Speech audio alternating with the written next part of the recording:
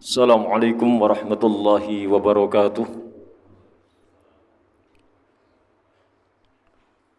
Innal hamdalillah nahmaduhu wa nasta'inuhu wa nastaghfiruh wa na'udzu billahi min shururi anfusina wa min sayyiati a'malina. Man yahdihillahu fala mudilla lahu wa man yudlilhu fala hadiya lahu. Asyhadu an la ilaha illallah wa asyhadu anna Muhammadan abduhu wa rasuluh la nabiyya ba'd. Qala Allah Ta'ala fil Qur'anil Karim. A'udzu billahi samii'il 'aliim minasy syaithaanir rajiim. Bismillahirrahmanirrahim. Ya ayyuhalladzina amanu taqullaha haqqa tuqatih wa la tamutunna illa wa antum muslimun. يا أيها الناس اتقوا ربكم الذي خلقكم من نفس واحدة وخلق منها زوجها وبث منهما رجالا كثيرا ونساء واتقوا الله الذي تساءلون به والأرحم إن الله كان عليكم رقيبا يا أيها الذين آمنوا اتقوا الله وقولوا قولا سديدا يصلح لكم أعمالكم ويغفر لكم ذنوبكم ومن يطع الله ورسوله فقد فاز فوزا عظيما أما بعد فإن أصدق الحديث كتاب الله وخير الهدي هدي محمد صلى الله عليه وسلم وشر الأمور محدثاتها وكل محدثة بدعة وكل بدعة ضلالة وكل ضلالة في النار. Ikhwani fillah azakumullah, alhamdulillah hari ini Allah Ta'ala masih memberikan kesempatan kepada kita untuk hadir dalam sebuah majlis. Dengan hadirnya kita dalam majlis seperti ini, maka sungguhnya Allah Ta'ala akan berikan satu hidayahnya. Sementara orang yang mendapatkan sebuah hidayah, sungguh Allah Ta'ala berikan sebuah kemudahan di dunia jalannya menuju surga. Seperti yang disebutkan di dalam hadis yang sahih yang diriwayatkan oleh Imam Muslim. Rasulullah sallallahu alaihi wasallam bersabda, "Man salaka tariqan yaltamisu fihi ilman, sahalallahu lahu bihi tariqan ilal jannah." Barang siapa yang menempuh sebuah jalan dalam rangka mencari ilmu syar'i, maka Allah Ta'ala akan mudahkan baginya sebuah jalan untuk menuju surga. Tentunya ilmu yang dimaksudkan di sini adalah ilmu syar'i yang berdasarkan di atas Al-Quran dan As-Sunnah yang sahih. Setelah itu difahami menurut para sahabat radhiyallahu anhum. Dan tentunya ilmu yang sudah dipelajari tersebut maka wajib diamalkan. Ta'allamu fa idza alimtum fa'malu. Pelajarilah ilmu. Setelah kalian mengetahui ilmu maka amalkan ilmu. Pesan ini disampaikan oleh seorang sahabat Ibnu Mas'ud radhiyallahu an. Artinya seorang muslim punya dua kewajiban. Yang pertama mempelajari ilmu syar'i. Lalu setelah mempelajari ilmu syar'i, maka yang kedua adalah mengamalkan ilmu syar'i. Ikhwani fillah, azakumullah. Taib, hari ini kita akan melanjutkan kembali di dalam kajian kitab Khudh Aqidataka minal Kitab was Sunnah bi fahmis sahabah radhiyallahu anhum dengan edisi Indonesia. Ambillah akidahmu dari Al-Quran dan As-Sunnah yang sahih dengan pemahaman para sahabat radhiyallahu anhum. Terakhir sampai di mana ini? Ana lupa ini. Tauhid apa ini? Tauhid uluhiyah sudah?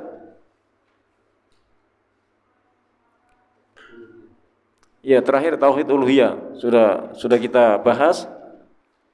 Afan karena enggak ada yang enggak ingat ini. Dari terakhir tauhid uluhiyah sudah kita bahas, berarti hari ini kita akan membahas tauhid yang berikutnya, yaitu tauhid asma wa sifat, ya. Jadi kalau tauhid uluhiyah sudah kita bahas kemarin, itu mentauhidkan Allah di dalam beribadah kepadanya seperti berdoa, menyembelih dan lain-lain. Ya, dan itu ya betul kalau enggak salah terakhir kita bahas tauhid uluhiyah. Maka tauhid uluhiyah ini tidak sama dengan tauhid rububiyah yang sebelumnya juga sudah kita bahas. bahkan perbedaan kata ilah dengan Rabb seperti yang disebutkan dalam ayat Quran, maka itu menunjukkan antara rububiyah dan uluhiyah. Makanya ketika memaknai kalimat tauhid uluhiyah, yaitu dengan kalimat la ilaha illallah, seringkali ada kesalahan ketika kesalahan itu dimaknai dengan tauhid rububiyah. Dan ini pernah dibahas oleh Syekh Shalih Al Fauzan, ya. Biasanya orang-orang Haroki itu memberikan makna la ilaha illallah itu disebut la khaliq illallah, la razik illallah.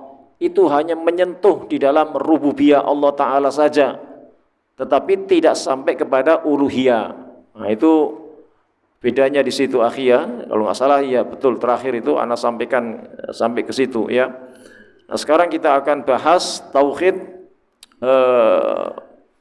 asma wa sifat. Antum bisa buka halaman 16 barangkali yang membawa kitab, akhi ya. Aksan, ana minta setiap kajian antum ya membawa kitabnya, karena kitab ini sangat praktis sekali, antum taruh di saku juga bisa ini ya. Jadi kita akan membahas hari ini tentang tauhid asma wa sifat. Lihat halaman yang ke-16, pertanyaan yang ke-9. Apa yang dimaksud dengan tauhid asma wa sifat? Ya, apa yang dimaksud dengan tauhid asma wa sifat? Jawaban beliau, tauhid asma wa sifat adalah menetapkan nama-nama dan sifat-sifat bagi Allah yang telah Allah jelaskan sendiri di dalam kitabnya atau dijelaskan oleh Rasulnya dalam hadis-hadis sahih. Penetapan tersebut sesuai dengan hakikatnya, tanpa takwil, menafsirkan, tanpa tamsil, menyerupakan, tanpa taktil, penghapusan, tanpa takyif, menanyakan bagaimana, seperti bersemayamnya di atas arsy atau turunnya ke langit dunia, atau tangannya yang layak dengan kesempurnaannya sebagaimana firman-Nya Allah Subhanahu wa taala berfirman di dalam surat Asy-Syura ayat yang ke-11, A'udzubillahi samiil 'aliim minasyaitonir rajim, laisa kamitslihi syai'un wa huwas samiul basir. Tidak ada sesuatu pun yang serupa dengan Dia, dan Dialah yang Maha mendengar dan Maha melihat. Taib, ikhwani fillah, azzakumullah. Jadi apa yang disebutkan di dalam penjelasan Syekh Jamil Zainu ini tentang tauhid asma wa sifat itu adalah tauhid yang menetapkan nama-nama dan sifat-sifat Allah yang telah Allah jelaskan sendiri di dalam kitabnya, dalam Al-Quranul Karim, dan juga dijelaskan di dalam hadis-hadis yang sahih. Dan itu banyak sekali di dalam penjelasan tentang nama-nama dan sifat-sifatnya. Bahkan kalau disebutkan nama-nama Allah Ta'ala, ya itu dalam Quran ya sebenarnya 99, tetapi sesungguhnya kata Syekh Shalih Al-Utsaimin dalam kitab Al-Qawaidul Muslahnya, beliau menjelaskan nama-nama Allah itu tidak terbatas, tidak saja kepada 99. Begitu juga sifat Allah. Maka sifat Allah itu tidak boleh kemudian dibatasi dengan sifat 20 dan lain sebagainya. Maka sungguh karena tidak terbatas itulah yang menyebabkan tidak samanya Allah Ta'ala itu dengan makhluk. Ya, itu tidak sama. Maka sungguhnya itu penetapan itu sesungguhnya sudah dijelaskan ya di dalam firman-Nya maupun di dalam hadis-hadis yang sahih oleh Rasulnya, Rasulullah sallallahu alaihi wasallam. Makanya ketika Imam Syafi'i rahimahullah taala itu ditanya tentang tauhid asma wa sifat, ya, maka beliau mengembalikan seluruhnya kepada apa yang telah dikhabarkan oleh Allah Ta'ala di dalam firman-Nya dan apa yang telah dikhabarkan oleh Rasulullah Sallallahu Alaihi Wasallam di dalam sunnahnya. Ya, jadi beliau mengembalikan dengan mengatakan amantu billah wa bima jaa anillah ala muradillah wa amantu bi rasulillah wa bima jaa an rasulillah ala muradi rasulillah. Ini sikapnya Imam Syafi'i ini, ya. Jadi beliau mengatakan amantu billah, aku beriman kepada Allah, wa bima jaa anillah, dan aku beriman apa yang datangnya dari Allah, ya, ala muradillah, semuanya dikembalikan kepada Allah tentang asma wa sifat ini, ya, jangan pakai akal, tetapi semuanya dikembalikan kepada Allah. Wa amantu bi rasulillah, dan aku pun juga beriman kepada Rasulullah. Wa bima jaa an rasulillah, dan aku beriman terhadap apa yang datangnya dari Rasulullah, ya. Lalu kemudian beliau pun mengatakan kembali dengan ucapannya ala muradi Rasulillah, semuanya dikembalikan kepada Rasulullah, apa yang telah dikhabarkan oleh Rasulullah Sallallahu Alaihi Wasallam tentang asma wa sifat Allah ini. Jangan pakai akal, semuanya berdasarkan dalil dari Al-Quran dan As-Sunnah. Ini pernyataan dari Imam Syafi'i rahimahullah ta'ala, dan ini disebutkan di dalam beberapa kitab akhir. Salah satunya di dalam kitabnya Syekh Abdul Karim Al-Aql, di dalam kitab Al-Manhaj fi Isbatil Aqidah, ya. Jadi Imam Syafi'i al-isbat fi al-manhaj fi isbatil aqidah. Jadi manhajnya Imam Syafi'i di dalam menetapkan akidah. Itu dijelaskan seperti itu, akhi. Sehingga berbicara tentang tauhid asma wa sifat, maka semuanya harus dikembalikan kepada dalil, ya, yaitu Al-Qur'an dan As-Sunnah yang sahih. Tidak boleh dengan akal. Kalau nanti dengan akal, ini yang menyebabkan kita akan tersesat, ya, untuk memahami tauhid asma wa sifat ini. Kemudian di sini pun juga disebutkan bahwasanya ketika penetapan, ya, nama-nama dan sifat-sifat Allah, maka itu sesuai dengan hakikatnya, ya, sesuai dengan hakikatnya, tanpa takwil. Ya, di sini tanpa takwil. Maksudnya kita tidak boleh mentakwilkan, menafsirkan, ya, tentang bagaimana Allah itu di dalam nama-nama dan sifatnya. Artinya kita tidak boleh mentakwilkan, ya, Allah ditakwilkan. Artinya ayat-ayat Quran yang memang sudah dijelaskan oleh Allah Ta'ala tentang nama-nama dan sifatnya, tidak boleh kemudian kita mencoba untuk mentakwilkan, apalagi sampai kemudian kita menolaknya, ya, kita menolaknya karena disebabkan mentakwilkan nanti, ya, ketika Allah Ta'ala itu disebutkan Allah itu fis sama, ya, Allah itu di atas langit, ya, seperti dalam surat Al-A'la itu disebutkan sabbihisma rabbikal a'la, ya, sucikanlah nama Rabbmu, ya, yaitu apa? Yang ada di atas, Al-A'la, ya. Maka nanti kalau orang itu mentakwilkan, ya, Allah itu tidak di atas, Allah itu di mana-mana.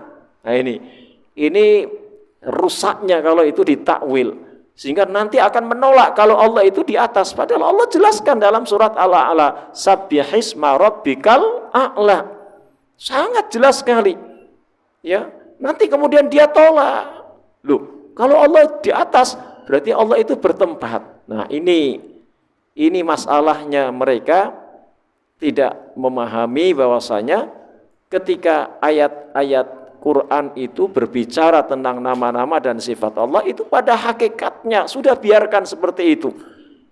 Ini karena ayat terkait ayat mutasyabihat ini akhi. Ya sudah, nggak perlu kita takwil, karena nggak boleh kita bicara tentang ayat mutasyabihat ini akhi. Kalau Allah itu di atas, ya di atas. Nggak boleh kemudian kita menolak Allah itu di atas. Kalau Allah itu di atas berarti Allah itu bertempat. Nah ini yang menjadi persoalan, mereka mencoba untuk mentakwilkan. Nggak mungkin kalau Allah itu di atas berarti Allah itu bertempat dong. Kalau itu disebutkan di atas. Coba, ini bahayanya kalau mentakwilkan seperti itu. Begitu juga sama ketika sebuah hadis yang sahih riwayat Imam Muslim umpamanya.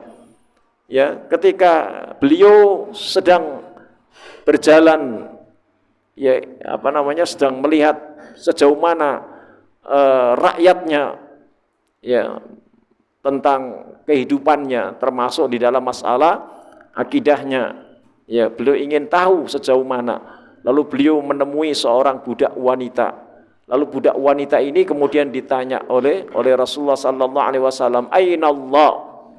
Di mana Allah itu? Maka pada saat itu seorang budak wanita itu menjawab, "Fis sama." Sembari tangannya menunjuk fis sama, begitu. Maka apa? Kata fis sama, di atas langit. Maka ini kemudian mereka mempersoalkan, wah ini hadis nggak sahih dan lain sebagainya. Dari sudut manapun ulama hadis sudah menjelaskan semuanya, baik matannya maupun sanadnya. Hadis ini sahih, riwayat Imam Muslim. Tapi dicoba untuk dicari supaya hadis ini dilemahkan. Ini banyak yang seperti ini, ya, yang mencoba untuk menolak kalau Allah Ta'ala itu di atas, supaya mereka itu bisa mentakwilkan Allah, bahwasanya Allah itu tidak bertempat, berarti Allah itu ada di mana-mana. Coba, kalau dia ada di mana-mana, maka itu nanti subhatnya apa? Berarti kalau begitu Allah Ta'ala itu bisa jadi di tempat yang kotor. Tapi kalau ditempatkan yang kotor, bagaimana mungkin ketika Rasulullah Sallallahu Alaihi Wasallam, ya, itu hendak masuk ke kamar mandi, beliau kan punya cincin yang dijadikan stempel pada saat itu yang bertuliskan lafdzul jalalah, ya, Allahu Akbar, tulisan Allahu Akbar di stempel di cincinnya itu. Ketika beliau hendak masuk ke dalam kamar mandi, beliau melepaskannya. Ini nanti antum bisa buka di dalam kitab Bulughul Maram, di dalam kitab Thaharah bab izalatun najasah. Itu dibahas, ya.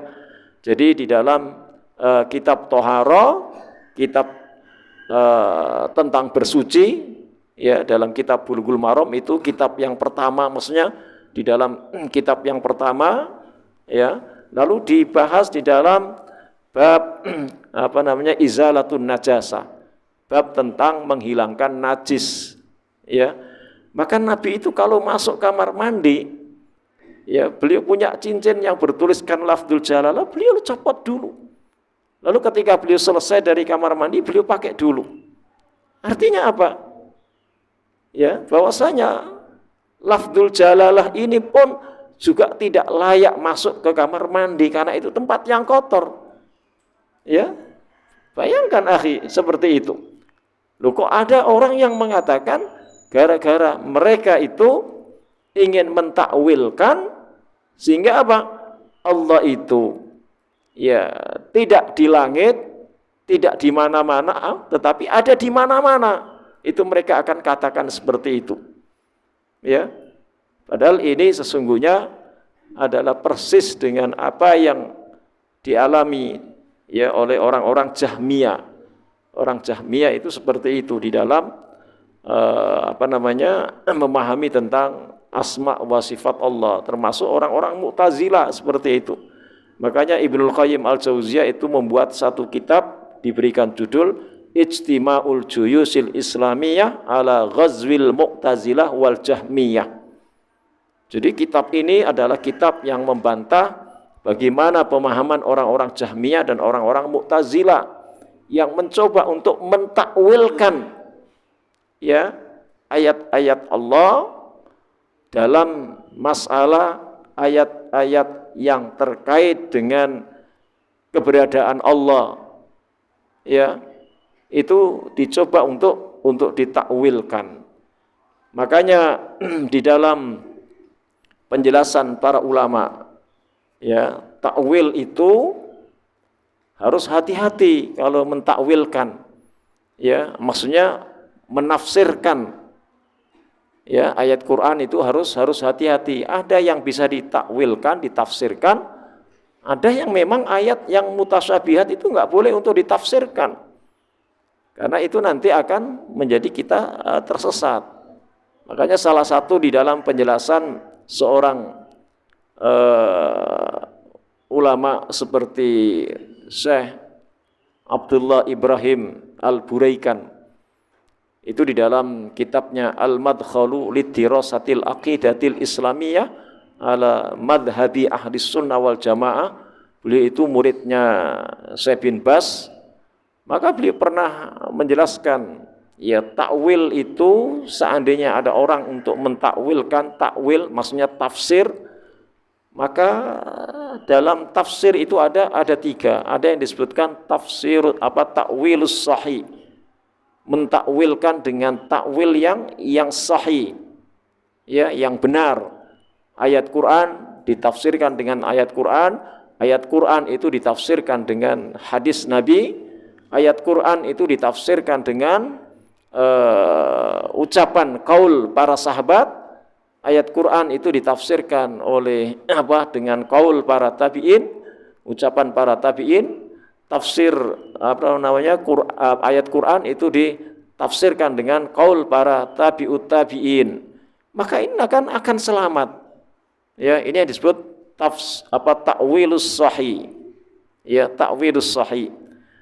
Namun kemudian yang kedua, ya, ada yang disebut dengan istilah takwilul fasid, penafsiran yang keliru, penafsiran yang rusak, yang menyebabkan sesat nantinya. Yaitu apa? Menafsirkan ayat Quran itu dengan ra'yu mereka, ya, dengan akal mereka. Jadi tidak berdasarkan penafsiran itu berdasarkan ayat Quran lagi, juga tidak berdasarkan di dalam hadis Nabi, ya. Dan mereka itu berdasarkan di dalam penafsiran akal mereka, ya. Ya, termasuk di dalam takwilul fasid ini ketika mentafsirkan Ar-Rahmanu 'alal arsyistawa. Dialah Allah Ar-Rahman, istiwa di atas arsy. Ini ditafsirkan dengan penafsiran yang rusak, ditakwilkan dengan takwil yang rusak. Apa itu? Mereka ditakwilkan dengan takwil yang rusak.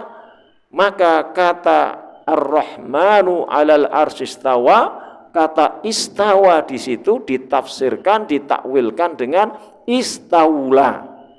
Nah, ini istaula ini biasanya orang-orang Haroki ini yang menafsirkan seperti ini, juga termasuk orang-orang tradisional itu, yang mereka ini sepertinya mengambil dalam penjelasan penafsiran orang-orang Jahmiyah dan orang-orang Mu'tazilah ini, akhi. Sehingga kata istawa itu bersemayam. Wah, kalau bersemayam itu kan bertempat tinggal berarti. Kalau yang namanya bertempat tinggal, nggak mungkin dong Allah itu bertempat tinggal. Maksudnya punya tempat. Kalau Allah itu bersemayam berarti Allah itu istiwa. Istiwa itu berarti bertempat tinggal atau bertempat. Berarti Allah itu bukan khalik, berarti Allah itu makhluk. Lalu ditafsirkan dengan tafsir apa? Kata istaula itu menjadi apa? Kata istiwa itu menjadi istaula, berkuasa. Allah itu berarti berkuasa di situ, kata istiwa. Coba. Ini sangat sesat sekali ini. Sampai kadang-kadang ada seorang ustadz yang ini itu mengatakan ketika ada orang itu punya jabatan, seorang bupati, gubernur duduk, maka apakah itu duduk maksudnya? Duduk di situ berkuasa katanya. Ini sudah semakin ngawur ya. Dan ini banyak sekali di medsos itu karena beliau seorang ustadz yang viral sehingga didengar biasanya ucapannya. Padahal ini seperti penafsiran, penakwilan orang-orang ya Mu'tazilah dan Jahmiyah ini, akhi. Maka enggak boleh takwilul fasid ini. Kata istaula ini berkuasa tanpa kita katakan Allah Ta'ala itu berkuasa. Allah Ta'ala memang sudah berkuasa. Ya, ayat Quran kan banyak sekali menjelaskan tentang Allah itu berkuasa atas segala sesuatu. Itu banyak sekali ayat yang menjelaskan seperti itu. Innallaha ala kulli syai'in qadir. Sesungguhnya Allah itu berkuasa atas segala sesuatu. Jadi tanpa kita katakan Allah itu berkuasa, Allah memang sudah berkuasa. Tetapi ketika Allah Ta'ala itu istiwa di atas arsy, maka istiwa ya istiwa. Jangan ditafsirkan yang macam-macam menjadi istaula itu tadi. Nah ini penafsiran istaula ini adalah penafsiran orang-orang Mu'tazilah dan orang-orang Jahmiyah. Akhi, ya. Ini yang terjadi seperti itu. Makanya kenapa mereka dulu ya yang disebutkan adalah seorang Imam Abul Hasan Al-Asy'ari yang ketika beliau sebelum rujuk kepada Ahlus Sunnah wal Jamaah mengikuti akidahnya Imam Ahmad bin Hambal yang beliau umumkan di atas menara masjid yang ada di Basra, maka beliau pemahamannya itu adalah pemahaman ketika memahami tentang asma wa sifat adalah mengikuti pemahaman dari bapak tirinya yaitu Ali Al-Jubai. Adalah fahamnya Ali Al-Jubai ini adalah orang-orang Jahmiyah, orang-orang Mu'tazilah. Ya akhi, tapi seiring kemudian beliau mendapatkan hidayah, sempat di pertengahan pemahaman asma wa sifat itu ketemu dengan Imam Al-Qulabi ya. Sampai kemudian pun ini belum selesai, tapi kemudian pada akhirnya beliau mendapatkan hidayah ya, sehingga beliau memahami betul ketika ada beberapa ulama yang mengingatkan pada saat itu. Salah satunya adalah Imam Al-Barbahari itu mengingatkan ya kepada siapa ini? Kepada Imam Abul Hasan Al-Asy'ari supaya merujuk kepada Quran dan Sunnah. Ya. Sehingga apa yang pernah diucapkan oleh Imam Imam Al-Barbahari ya kepada beliau ini dengan ucapan man khalafal kitab was sunnah wa huwa sahibu bid'ah wa in kana kasirul ilmi. Ya. Jadi kata Imam Al-Barbahari, man khalafal kitab was sunnah wa huwa bid'ah. Barang siapa yang menyelisihi Quran dan sunnah. Nah, orang-orang Jahmiyah, orang-orang Mu'tazilah itu menyelisihi Quran dan sunnah. Kalaupun mereka berdasarkan Quran, maka Quran itu ditakwilkan dengan takwilul fasid tadi, akhi, takwil yang rusak. Ya. Sehingga apa kata Imam Al-Barbahari? Kalau orang itu menyelisihi Quran dan sunnah, wahwa sahibu bid'ah, maka orang itu adalah sahibu bid'ah, pelaku bid'ah. Wa in kana kasirul ilmi. Nah ini, wa in kana kasirul ilmi. Meskipun orang itu banyak ilmunya. Kita jangan tergiur dengan orang itu banyak ilmunya. Banyak. Termasuk Imam Abul Hasan Al-Asy'ari ini. Itu banyak ilmunya diketahui. Orang yang cerdas pada saat itu. Ulama yang banyak ilmunya. Tapi ketika ulama yang banyak ilmunya itu menyelisih Quran dan Sunnah, maka itu sebagai sahibu bid'ah, sebagai pelaku bid'ah. Ya, ini akhirnya Imam Abul Hasan Al-Asy'ari inilah kemudian menyadari kesalahannya. Lalu kemudian beliau rujuk kembali kepada apa yang difahamkan oleh Ahlus Sunnah wal Jamaah. Lalu beliau naik ke atas menara di masjid yang ada di Basrah, di Irak. Lalu mengumumkan, saya sudah bertobat dan rujuk kembali kepada apa yang difahamkan oleh Imam Ahmad. Dan ini dituangkan di dalam kitabnya Al-Ibana an Usulid Diyanah. Itu dituangkan dalam kitabnya. Tapi ketika kitab ini ada sebagai bentuk bukti lalu disodorkan kepada mereka yang selama ini orang yang suka takwilkan di dalam ayat-ayat Quran tentang keberadaan Allah ini, maka mereka mengatakan apa? Oh, kitab Al-Ibanah ini sudah dirubah oleh Wahabi katanya. Coba kok bisa kitab dirubah oleh Wahabi? Ini kan betapa hasadnya orang yang mencoba untuk menerima kebenaran sembari menuduh orang lain. Ya, menuduh orang lain.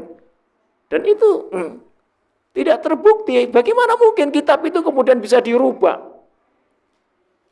Banyak termasuk katanya Sahih Bukhari, Sahih Muslim itu sudah dirubah sama Wahabi cetakannya begini begitu dan lain sebagainya. Ini sungguh adalah orang-orang yang tidak mau menerima sebuah kebenaran. Ya, tidak mau menerima kebenaran. Ini ada buktinya, kitab Al-Ibana itu tulisan yang menunjukkan betapa beliau itu rujuknya kepada Ahlus Sunnah wal Jamaah tentang kesesatan dulunya ketika mengikuti fahamnya bapaknya Ali Al-Jubai untuk memahami Allah di dalam asma wa sifatnya itu. Kemudian mereka seringkali mentakwilkan seperti apa yang dilakukan oleh orang-orang Jahmiyah dan orang-orang Mu'tazilah. Makanya ini kemudian sampai tadi di awal tadi sudah Anda sampaikan, Al-Alama Ibnul Qayyim Al-Jauziyah sampai membantah orang-orang Jahmiyah dan orang-orang Mu'tazilah itu membuat satu kitab yang diberikan judul Ijtima'ul Juyusil Islamiyah ala Ghazwil Mu'tazilah wal Jahmiyah. Ini bantahan terhadap faham-faham Mu'tazilah dan Jahmiyah, akhi. Ikhwani fillah, azzakumullah. Sehingga inilah yang menyebabkan rusaknya di dalam bentuk pentakwilan, penafsiran ini, akhi. Nah, baru yang disebut dengan takwil min qabilil la'bi. Yang ketiga ini lebih parah lagi, akhi. Ya, ada bentuk takwil, ya, penafsiran yang min qabilil la'bi, penafsiran dengan cara yang main-main. Dan itu tidak berdasarkan ayat Quran maupun hadis yang sahih. Kalaupun mereka berdasarkan di atas Quran dan hadis yang sahih seandainya, maka ayat Quran itu difahami dengan faham akalnya saja. Ya, ini takwil min qabiril la'bi. Ya, jadi menafsirkan dengan cara main-main. Ya, dengan cara main-main. Maka ini salah satunya adalah ketika dia menafsirkan, ya, surat An-Nisa ayat 164. Umpamanya, ini kata Syekh Abdullah Ibrahim Al-Buraikan, muridnya Syekh bin Bas ini, ya, pernah menjelaskan ada ayat Quran yang menjelaskan tentang ketika Nabi Musa itu sedang berbicara dengan Allah Ta'ala, ya, di Bukit Tursina itu, ya, itu kemudian ayat ini menjelaskan wa kallamallahu Musa taklima, dan Allah telah berbicara kepada Musa dengan secara taklima, secara langsung, ya kan? Lalu orang yang mentafsirkan, mentakwilkan min qabilil la'bi ini dengan mengucapkan apa? Dengan takwilan apa? Bahwasanya Allah itu melukai Musa dengan kuku-kuku hikmahnya. Coba. Jadi Allah itu kan Bukit Tursina itu kan kemudian meletuskan begitu, maka itu cara Allah melukai Musa dengan kuku-kuku hikmahnya secara langsung. Bukan kemudian Musa itu pingsan, enggak, kan begitu. Tapi ini dikatakan Allah Ta'ala melukai Musa dengan kuku-kuku hikmahnya katanya. Ini penakwilan yang rusak ini akhi. Persis ketika ada orang yang menafsirkan ketika ayat Quran dalam surat Al-A'raf ayat 19 akhi dengan tafsiran yang main-main. Ayat ini kan menjelaskan wa ya adamuskun anta wa zaujukal jannah wa kula minhuma haitsu syi'tuma wala taqraba hadhihi syajarah fatakuna minadh dhalimin. Ini ayat pernah ditafsirkan dengan cara main-main akhi. Ana masih ingat betul dulu waktu ana di kampung masih kecil itu akhi ya. Ana masih ingat. Ya, tapi sudah di ma'had pas pulang liburan begitu. Ketika dulu itu kan ada kontestan partai itu kan ada 3 akhi dulu itu, PDI, Golkar sama P3, kemudian Golkar dengan PDI. Ya, tidak boleh mentakwilkan. Ya sudah, Allah itu istiwa, ya istiwa Allah itu. Jangan pernah ditakwilkan macam-macam. Ya, jangan pernah ditakwilkan macam-macam.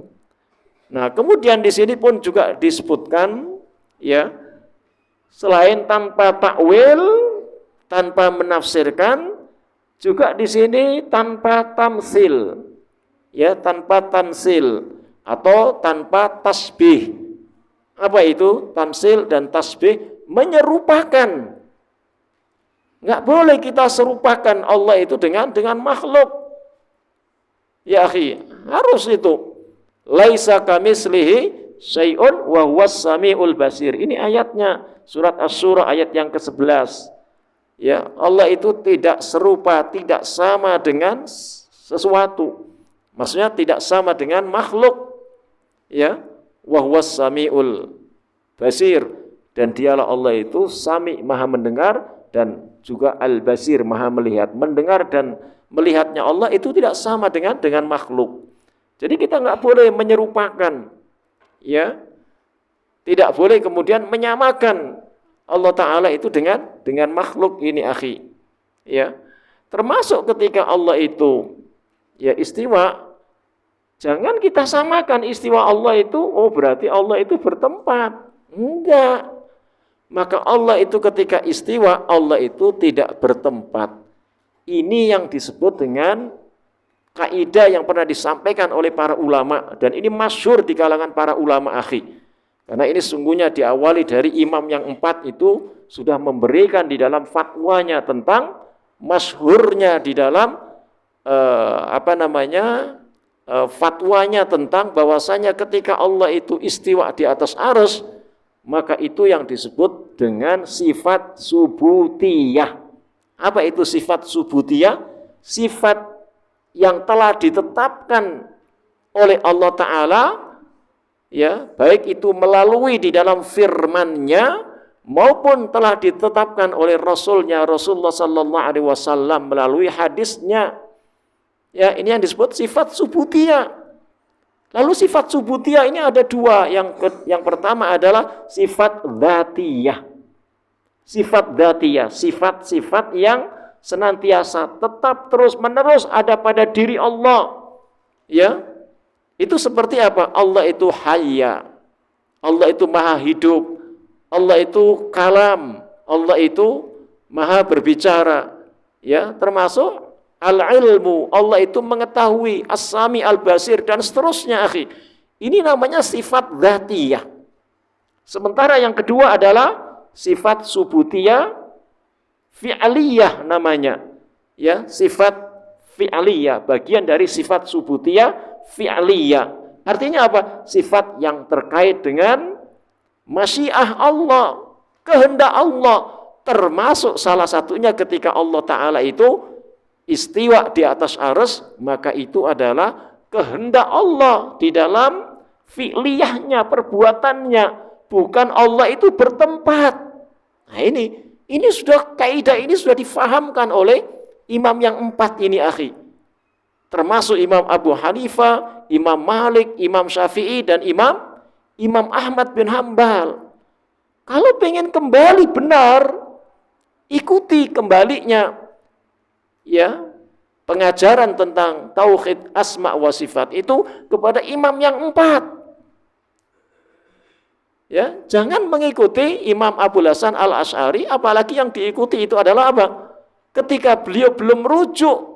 Maka kalau mengikuti Imam Abul Hasan Al-Asy'ari, ikutilah rujuknya ketika beliau sudah meninggalkan faham Jahmiyah dan faham Mu'tazilah. Ya. Tapi kenapa mereka masih mengatakan, menisbatkan namanya beliau? Akidah kami Asy'ariyah. Coba, akidah kami Asy'ariyah. Asy'ari yang mana? Kan begitu. Asy'ari yang sudah bertobat, yang beliau tuangkan dalam kitabnya Al-Ibana, atau ketika Asy'ari yang sebelum mereka ini rujuk, yang masih mengikuti akidahnya orang-orang Jahmiyah dan Mu'tazilah, mengikuti akidahnya bapak tirinya pada saat itu, atau paling tidak mengikuti Imam Al-Qulabi, pertengahan dari Ahlus Sunnah dengan Mu'tazilah dan Jahmiyah itu. Ya, ini yang harus dipertanyakan. Makanya ketika mereka ditanya, kami itu ya akidah kami Asy'ariyah, fikih kami ya, Syafi'iyah. Ya, jadi fikihnya mengikuti Imam Syafi'i, tapi akidahnya mengikuti Imam Asy'ari. Tapi yang diikuti Imam Asy'ari sebelum rujuk ini akhi. Kan aneh. Harusnya kalau ini selama sudah ikutin aja akidah saya mengikuti Imam Syafi'i, dan fikih kami adalah juga mazhab kami mengikuti Imam Syafi'i. Mereka nggak berani mengatakan seperti itu. Karena apa? Imam Syafi'i tidak sama dengan fahamnya Imam Abul Hasan Al-Asy'ari yang sebelum beliau itu kemudian rujuk tadi. Ya, sehingga mereka mengatakan tetap seperti itu. Ikhwani fillah azzakumullah. Sehingga ketika Allah itu berada di atas arsy, maka Allah itu bukan bertempat, tidak sama akhi. Karena ini merupakan sifat subutiyah fi'liyah. Ya, sifat subutiyah fi'liyah. Sifat yang telah ditetapkan oleh Allah Ta'ala untuk dirinya tentang fi'liyah, perbuatannya yang merupakan masyiahnya Allah, kehendaknya Allah. Jadi Allah itu ketika istiwa di atas arsy itu adalah kehendaknya, perbuatannya. Dan jangan pernah kemudian kita menyamakan seperti ketika Allah itu ya istiwa itu kemudian bersemayam itu bertempat. Ini sungguh sangat keliru. Ya, ini sangat keliru sekali akhi. Ikhwani fillah azzakumullah. Nah, inilah yang kita tidak dibolehkan tasbih. Tidak dibolehkan tamsil, menyerupakan. Karena enggak sama itu. Berarti kalau nanti, gara-gara enggak supaya Allah itu tidak istiwa di atas arsy, akhirnya apa? Dia akan menolak ayat-ayat Quran yang berkaitan tentang Allah itu istiwa di atas arsy. Sedangkan ayat Quran yang menjelaskan Allah Ta'ala itu istiwa di atas arsy, sampai ada 7 ayat yang menjelaskan akhi. Sampai ada 7 ayat. Salah satunya itu di dalam surat Toha ayat yang kelima. Ar-Rahmanu 'alal arsyistawa. Sangat jelas sekali ini sebenarnya. Ya, sudah tidak bisa dielakkan lagi kalau ada orang yang kemudian justru dialah yang mentasbihkan, mentamsilkan Allah Ta'ala itu sendiri dengan makhluk. Katanya apa? Itu loh orang-orang Wahabi, Allah itu bertempat katanya. Ini kan tuduhan yang enggak jelas, ya, yang dialamatkan kepada istilah Wahabi. Itu kemudian Allah itu dikatakan bertempat karena Allah itu istiwa di atas arsy.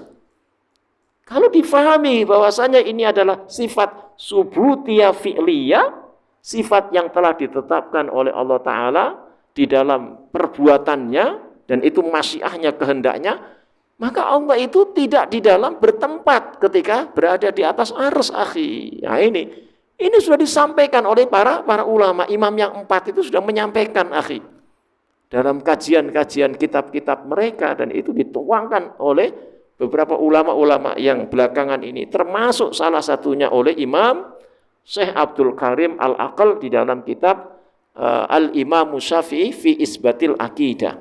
Jadi Imam Syafi'i pada saat menetapkan di dalam akidahnya, termasuk akidahnya tentang asma wa sifat ini, maka semuanya ini adalah di dalam Allah itu istiwa di atas arsy, itu adalah bentuk di dalam istiwanya Allah di atas arsy itu adalah fi'liyahnya Allah Ta'ala, akhi. Kemudian yang berikutnya di sini juga tanpa taktil. Tanpa taktil di sini, akhi.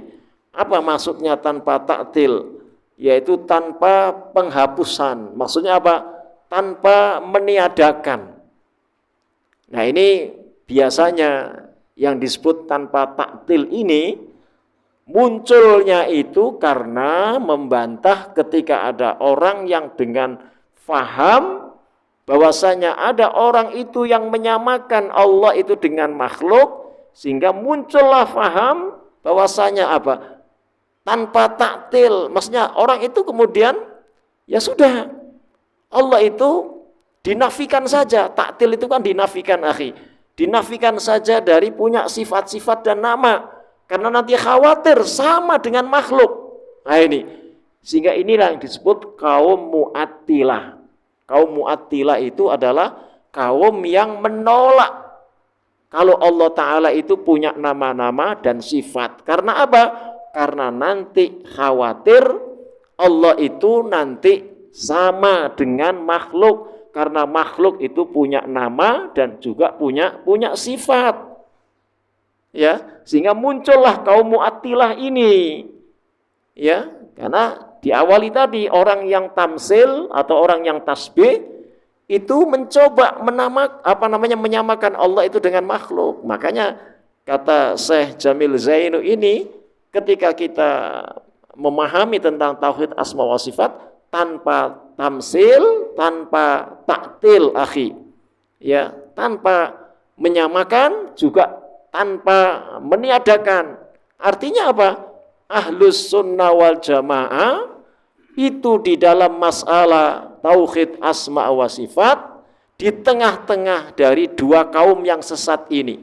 Yang pertama adalah kaum musyabbiha yang disebut tadi, yang menyamakan Allah itu dengan makhluk. Yang kedua adalah kaum Mu'attilah yang meniadakan Allah Ta'ala itu punya nama-nama dan sifat. Maka Syekhul Islam Ibnu Taimiyah menjelaskan Ahlus Sunnah itu di tengah-tengah mereka. Artinya apa? Ahlus Sunnah wal Jamaah meyakini Allah Ta'ala itu punya nama-nama dan punya sifat-sifat. Nama-nama dan sifat-sifat Allah itu tidak sama dengan makhluk. Nah ini yang benar, akhi. Ya, ini yang pernah disampaikan oleh Syekhul Islam Ibnu Taimiyah dalam beberapa kitabnya, termasuk Aqidah Wasitiyahnya, kemudian juga termasuk di dalam Majmu' Fatwanya pun beliau menjelaskan, akhi. Ya. Sehingga Ahlus Sunnah itu di tengah-tengah mereka dua kaum yang sesat ini. Kaum Musyabbiha yang menyamakan Allah itu dengan makhluk, dan yang kedua adalah kaum Mu'attilah yang meniadakan Allah itu tidak punya nama-nama dan sifat. Sehingga Ahlus Sunnah di tengah-tengah, Allah Ta'ala itu punya nama-nama dan sifat. Tetapi nama-nama dan sifat Allah itu tidak sama dengan makhluk. Ini yang benar, akhi. Ya, ini yang benar. Sehingga di dalam masalah ini, bahwasanya tanpa taktil ini, akhi, ini sangat penting sekali. Sangat penting sekali harus kita pahami.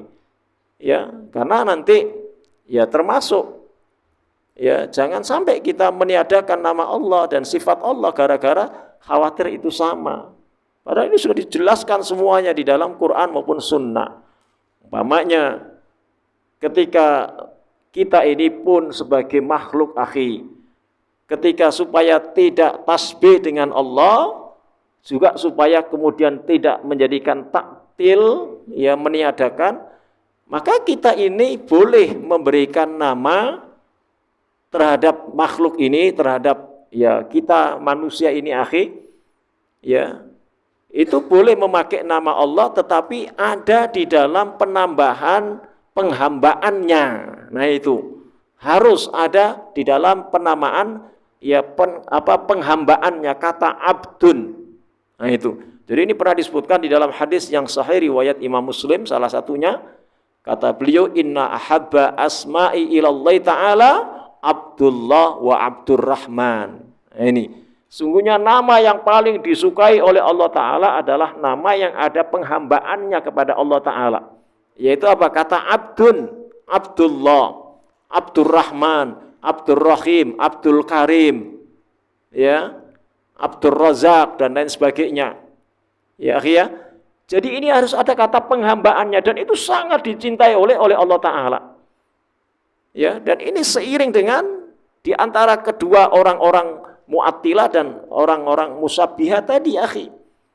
Boleh kita memakai nama Allah, bahkan itu sangat terpuji, sangat disukai kalau itu ada kata penghambaannya. Nah, kalau tidak ada kata penghambaannya, nah ini yang dimurkai oleh Allah Ta'ala. Ya, umpamanya orang itu dinamain Rahman, Karim tanpa kata abdun, maka ini dimurkai. Ya, enggak boleh, akhi. Makanya di dalam kitabnya Al-Allamah Ibnul Qayyim Al-Jauziyah dalam kitab Tuhfatul Maudud fi Ahkamil Maulud, maka beliau menjelaskan bahwasanya ketika kita menamai itu sudah nama yang benar dengan nama Abdurrahman, Abdurrahim, tetapi pada saat kita memanggilnya itu tidak dengan panggilan yang utuh dengan kata Abdurrahman, Abdurrahim. Kita ini kan orang Indonesia suka menyingkat-nyingkat nama. Ada nama panjang, ada nama pendek, ada nama panggilan lagi. Lebih disingkat lagi nama panggilan. Umpamanya Abdurrahim. Ya, Abdurrahim. Namanya sudah benar, tapi pada saat kita manggil, ya, hai Rahim, berarti kita manggil Allah, disematkan pada makhluk. Enggak boleh, kata Al-Allamah Ibnul Qayyim Al-Jauziyah. Orang ini dimurkai nanti sama Allah. Sudah begitu Rahim masih disingkat lagi nama panggilan, Boim. Nah itu, ya kan? Im. Nah disingkat lagi Im. Ya, Im, Boim. Coba ini. Ya, Im, sini Im. Oh, ini. Coba. Maka yang seperti ini adalah apa? Terjerumus nanti kepada kaum musabbihah tadi. Sama seperti orang-orang yang menyamakan nama-nama Allah seperti nama makhluk, atau nama makhluk yang disamakan dengan nama Allah. Enggak boleh, akhi. Atau begitu juga sebaliknya ketika ada orang yang menamakan kata abdun ini disematkan kepada selain Allah, itu juga dimurkai. Seperti apa umpamanya? Ya, umpamanya ada orang yang pertama kali melihat Ka'bah, begitu dia umrah atau haji ngelihat Ka'bah, takjub. Wah, hebat nih Ka'bah ini, gemeter saya ngelihat Ka'bah ini, ya kan? Lalu nanti kalau saya punya, kebetulan istrinya lagi hamil itu, nanti begitu lahir nanti biarin anaknya saya namain Abdul Ka'bah. Nah ini Abdul Ka'bah, hambanya Ka'bah. Enggak boleh, akhi. Ya, enggak boleh menghambakan kepada makhluk, itu tidak dibolehkan. Ya, Abdul Ka'bah. Kalau itu bukan nama-nama Allah, enggak boleh. Ketika Allah Ta'ala itu berada di atas arus, ya. Sebab ada orang yang juga masih ngeyel, kalau Allah itu berada di atas arus, lalu berusaha takyif, menanyakan bagaimana Allah itu di atas arus, ngapain aja, kan begitu.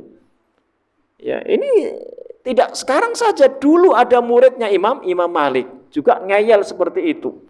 Sudah benar menempatkan Allah itu istiwa di atas arus, tapi dia masih takyif, menanyakan. Lalu Allah itu di atas arus ngapain aja? Apakah berdiri, apakah duduk, apakah layak-layak, apakah berjalan, apakah tiduran? Itu ditanyakan seperti itu, takyif namanya ini, akhi. Ya, ini namanya takyif. Nah, ini karena waktunya katanya sudah tidak ada lagi, waktunya sudah habis. Ya, mungkin anak buka tanya jawab barangkali. Ada yang mau ditanyakan? Sebenarnya kita nggak usah terburu-buru. Anak sering katakan kalau rata-rata ini menjadi manfaat apa yang Anda sampaikan, baik buat Anda maupun buat antum.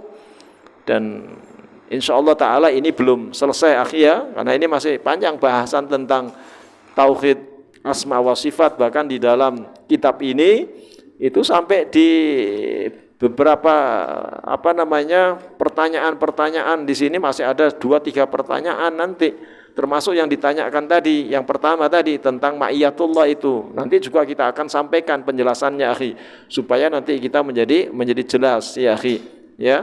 Jadi ini kita baru menjelaskan tentang tanpa taktil tadi. Nanti juga belum ana sampaikan tentang tanpa takyif. Ya. Baik, ana akhiri sampai di sini. Mudah-mudahan menjadi manfaat baik buat ana maupun buat antum. Dan akhirnya ana tutup di dalam kajian hari ini dengan kafaratul majlis. Subhanakallah. Asyhadu an la ilaha illa anta astaghfiruka. Sallallahu alaihi wasallam tasliman wa akhiru ta'wana anil hamdulillahi rabbil alamin. Assalamualaikum warahmatullahi wabarakatuh.